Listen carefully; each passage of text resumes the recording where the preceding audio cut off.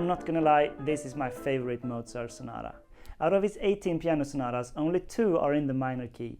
And it's really a special side of him. It's not the typical light and playful character that we normally associate with Mozart in the major keys. In the minor, it's much more dramatic and emotional. And just to mention some of the other great works in minor, that's also quite rare in his production. Most of it is in major. We have this A minor sonata, and the other is a C minor sonata, and it's also a fantasy in C minor connected to it. Then there's also the fantasy in D minor, somewhat smaller piece.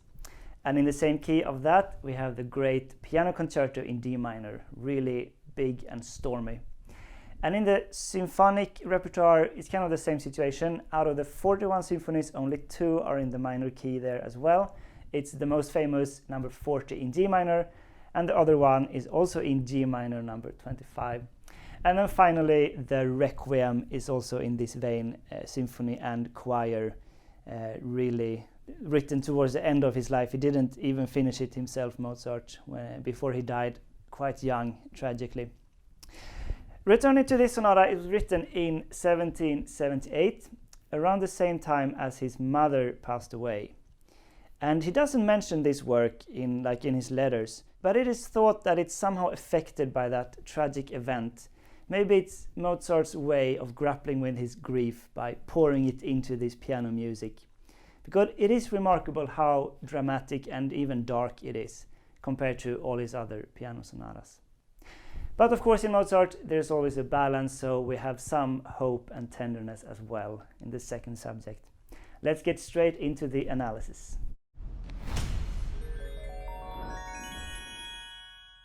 So it starts with this signal rhythm in the right hand. That's an important feature for the whole movement. It's like trumpets playing. And in the left hand we have these short staccato chords. I mean, such a great chord. It's just A minor and then E7, dominant 7 with the A pedal, creating this amazing atmosphere.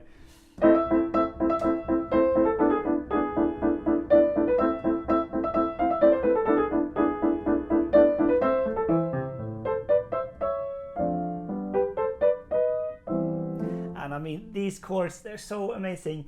It's quite unusual this early in the piece to have these. It's just F6 chord in the left hand,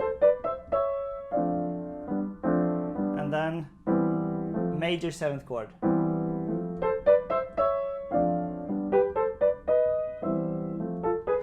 And it's one interesting feature here. So there's a great video series by Leonard Bernstein where he talks about language and music structure, a lot of things. But one thing he brings up there is the mechanism of deletion. So in poetry, you don't say everything that's necessary for the full syntax of the language.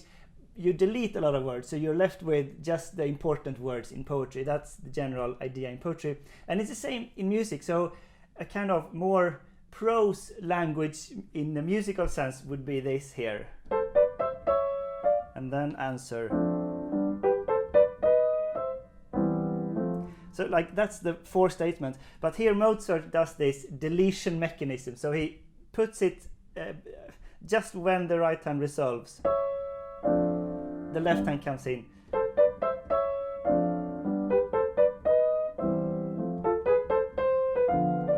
So you're left with this really compact, distilled, poetic music, really. Now we're closing in A minor. And we get another instance of the first subject, the signal. Now this chord is slightly altered from the first time it's this, now it's, so it's not the E7s, but it's a diminished dominant, still with the A pedal. So it's even more dissonant, maybe.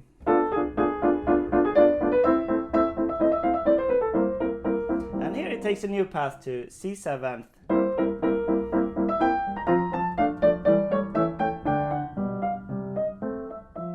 And here we get this amazing hesitant offbeat texture. He uses this exact same texture in the D minor fantasy as well.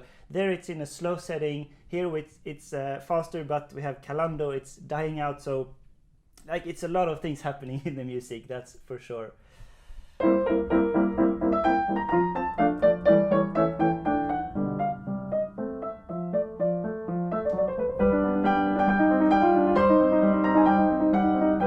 Subito forte. Now the signal returns and we reach this G. So the harmonic idea here is that the second subject will come in another key, not A minor as the first subject, but it will be in C major, the relative major in this sonata. So G major is a perfectly normal way to go there. We have some bars with a G major pedal as a dominant to C major. But the way we go to C major is kind of a spicy flavor because we have this cadence with C minor. So it's emphasizing the painful tragedy with the minor. And then we get the signal just doing this closing of the first subject group.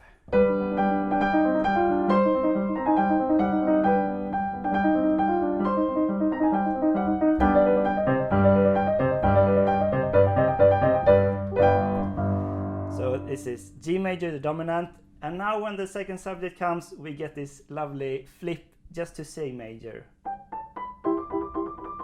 And we get the sweetness effect of it. One final comment on the closing group here. It goes quicker and quicker between the two chords, G major and C minor. So first we have basically one bar of G and then one bar of C minor. And now only one quarter note on each. And now only 1/8 note. So it's increasing the energy until it gets to a halt on the here.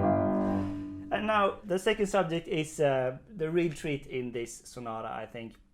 So here we have this balance in Mozart. The first subject is in minor, forte, staccato, dramatic, and the second subject is opposite of that almost. It's piano, it's legato, and it's C major.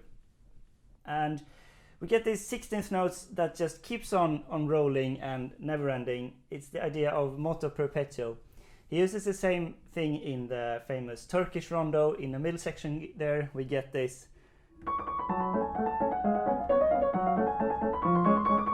It's such nice music to just follow along these 16th notes if you're playing or just listening. And these 16th notes are just as good. Like, I can't get enough of these. They're slightly harder than the Turkish march though, because these it fits the hand pretty good.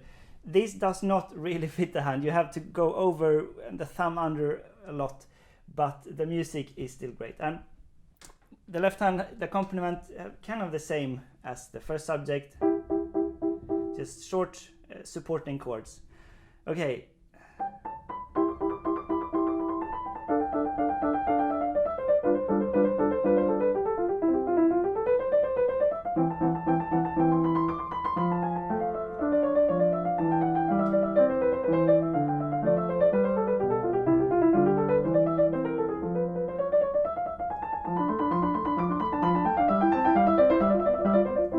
Just never ending until we get to this cadence here, but still they continue.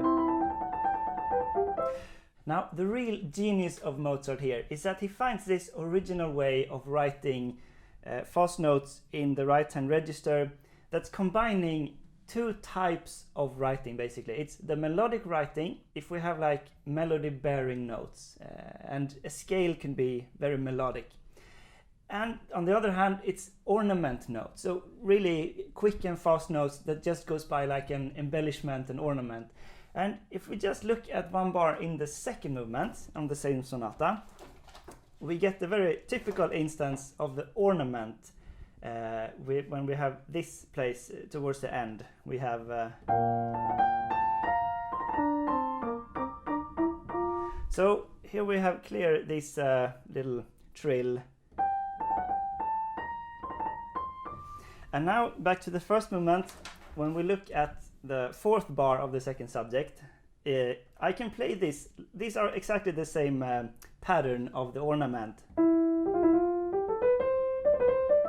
So if I would play it like that, it would just be a scale, a melodic scale with ornament. But Mozart writes them out as equal 16th notes, so we're left with this. And for me, that's just the genius of this place. It's an original place Mozart finds between melodic and ornament, and it just is blossoming this whole place. So let's play the whole thing again.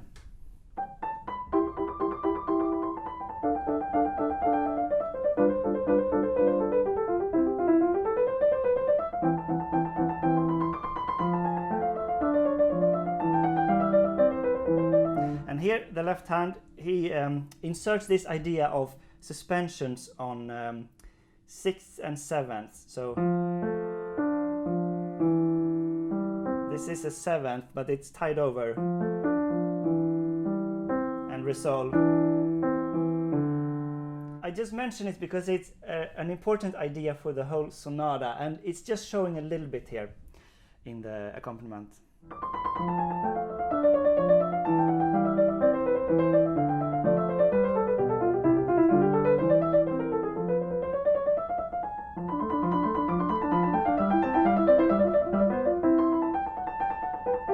Now we're kind of approaching a close again. We've had enough. We're not going to get more of these super sweet, amazing 16th notes. Just a little bit more maybe.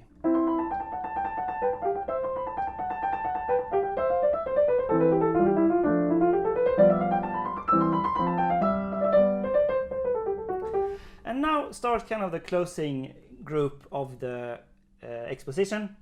And here Mozart just continues in the most natural way. The moto perpetuo 16th notes continues in the left hand, and the right hand starts to play other things. So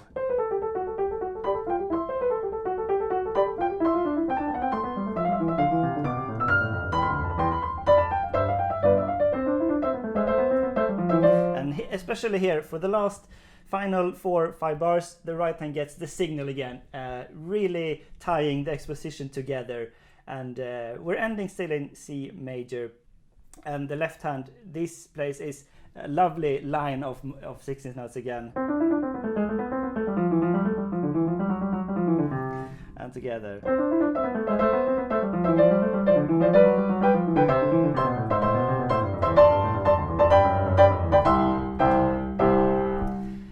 And that's the close of the exposition. There's a repeat, of course, going back to... And you can definitely hear it again in the repeat because it's so great. But I'm going to go on for now to the development. So it starts with the first subject, but in C major. So all this painful, dramatic thing in minor, it's kind of turned around to be more adventurous and nice in C major. And this could be like from a pop musical.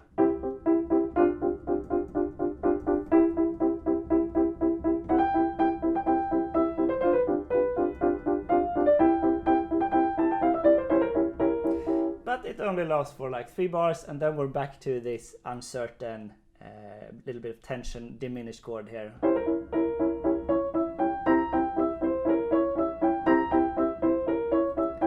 And it's oscillating between C7th and the diminished chord.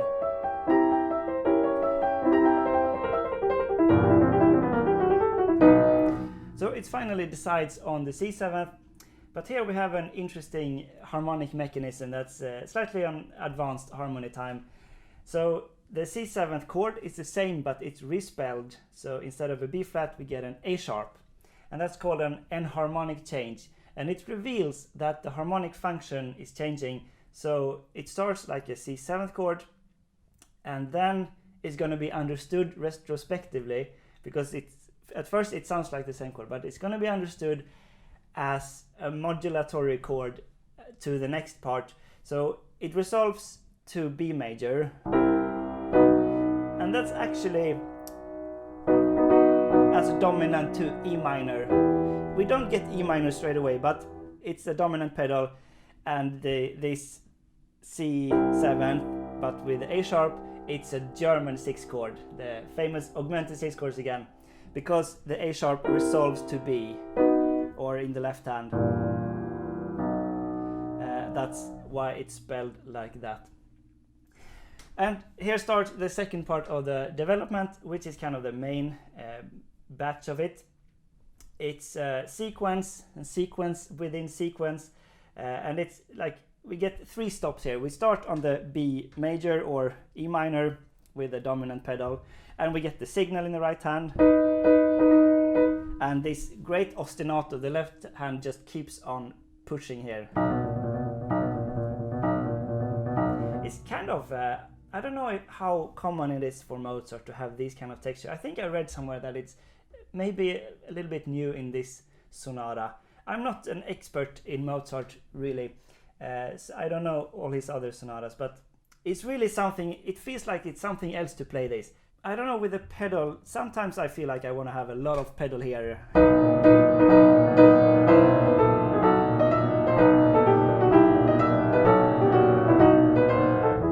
And sometimes I feel I want to keep the clarity of it.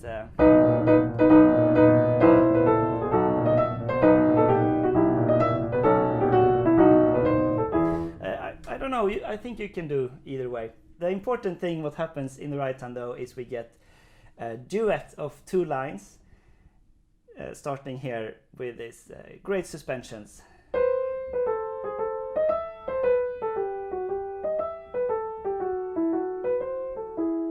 Actually, it's a third voice underneath just on half notes.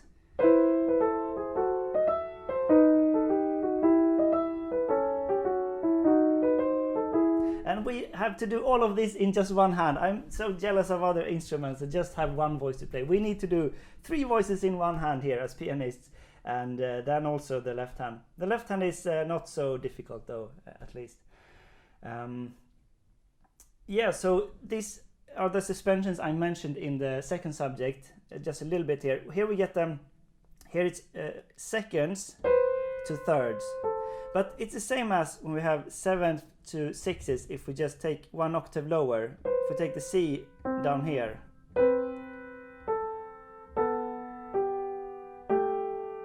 And if you resolve it like that, it's easier to show with the seconds. You just go down 1 note at a time.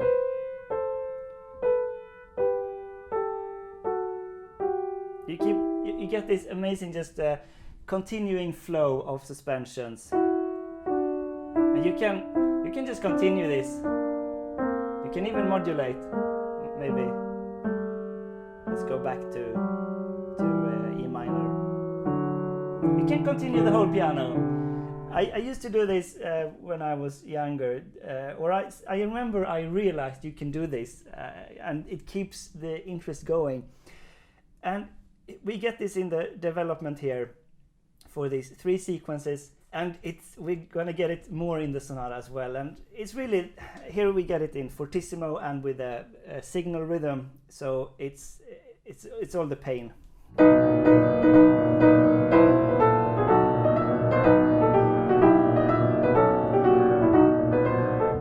Now subito pianissimo, suddenly soft.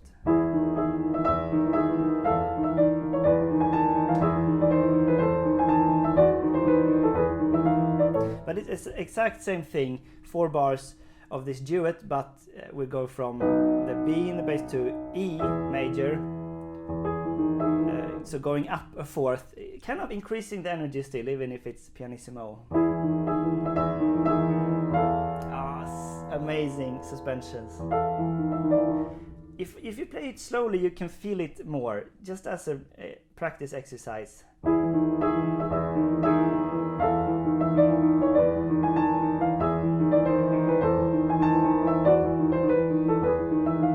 And finally now, again fortissimo.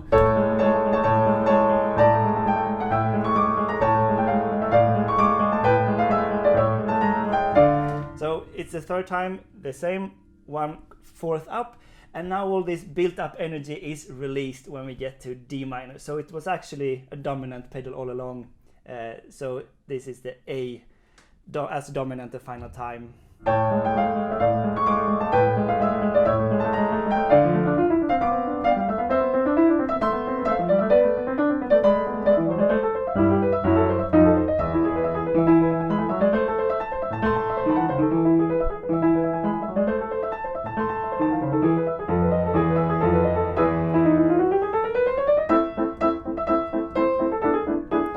And we're back with the first subject in the recapitulation here in A minor.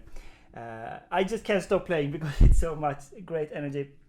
But yeah, I'm sure you heard. We got back the moto perpetuo 16th notes in the left hand in D minor.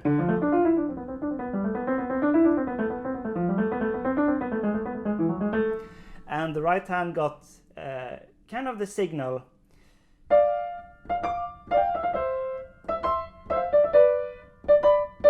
And then we land on E major. That's the dominant back to A minor, of course, with this little bit of chromatic. So this is another augmented 6th chord again. We get it, here it's the German. Now it's the other way around. Left hand gets the signal and right hand gets not so much moto perpetuo, just arpeggios. I mean, let's not make it complicated, just arpeggios in the right hand.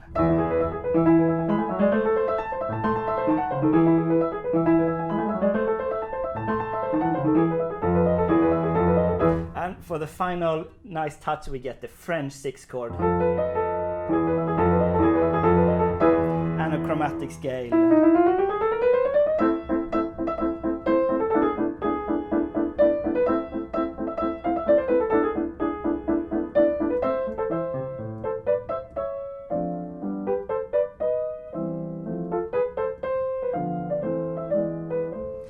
Until here it's exactly the same as Exposition, super lovely chord and everything, but here it takes a slightly different turn because we need to end in another key, the first subject, because the second subject needs to come in A minor in the recapitulation. This is standard sonata form practice. So then the first subject group needs to end so that the second subject can come in A minor. So we need to end like in A minor or on E as a dominant. So in order to end in a different way, we need to find some other way. And Mozart does this in a masterly fashion here. You can sometimes call this a secondary development section in a sonata form because there's some room to develop even more. And this is what Mozart does. He throws in the signal in the left hand, but it goes on.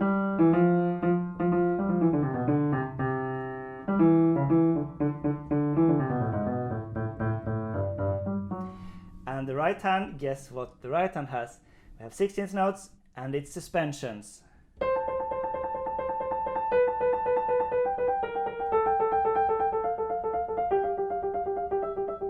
And they never stop until they do. It's the same suspensions we had in the development.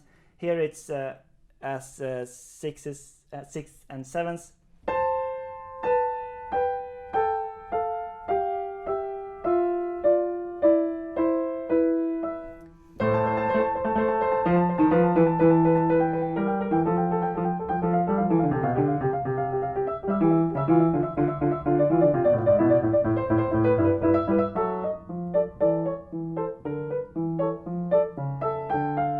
This hesitant offbeat texture we get a little bit extended here as well. The uncertainty.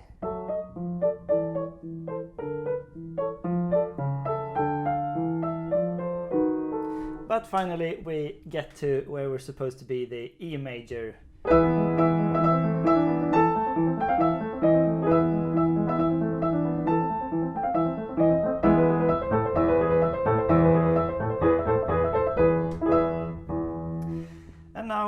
We get the second subject. This follows exactly the same structure as Exposition, but now the second subject comes in minor as well, A minor.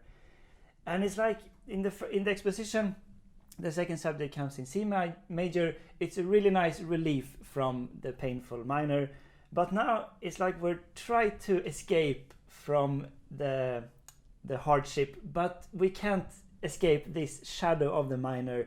Even if we try here, it's still kind of lingering when we get minor here.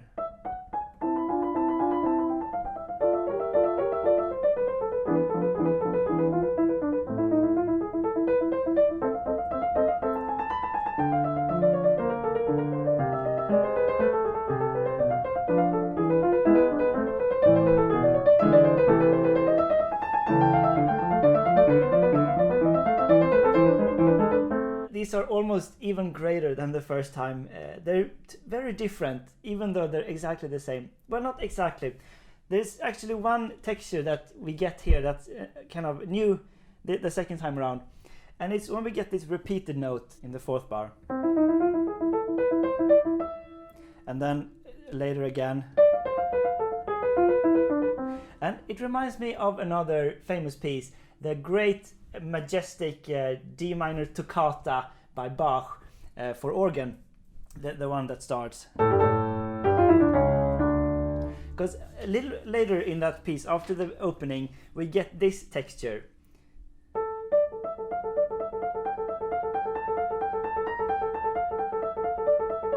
So all the time going between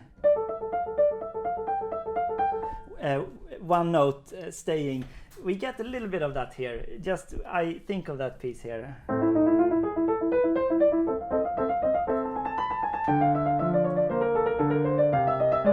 And this gets more chromatic now when it's in minor.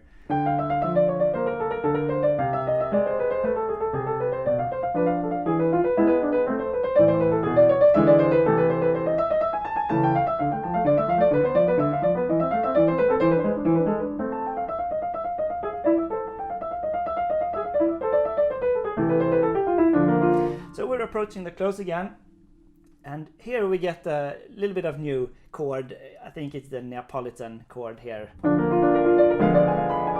but then it turns into diminished chord.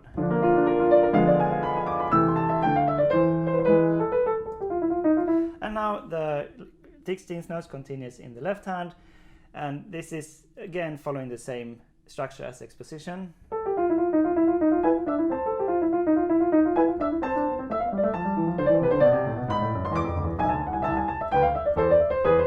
Until here, because all these tensions that's been built up from the minor needs to come out, and it needs a little bit more room for that. So we get 3 extra bars here where Mozart just throws in this big outcry on the diminished chord.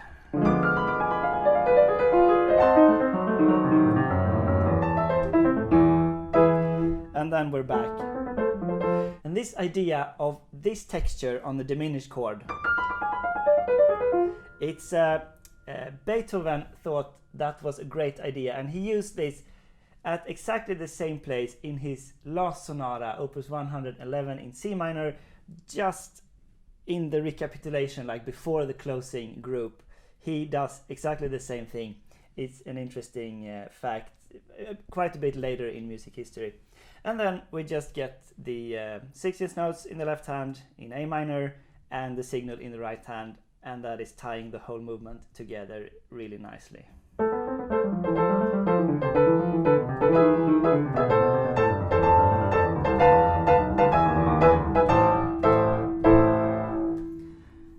And it just ends like there. There is a repeat here from the development section, as was a common thing to have in the sonatas from this time, but I don't believe much in doing these repeats. I think you've said all that needs to be said here, and I think the movement, like the way I will play the movement, is to end it after the recapitulation. That's it for this episode with this amazing Mozart movement. Thanks for watching, and the Patreon shout out goes to F and G Nyberg.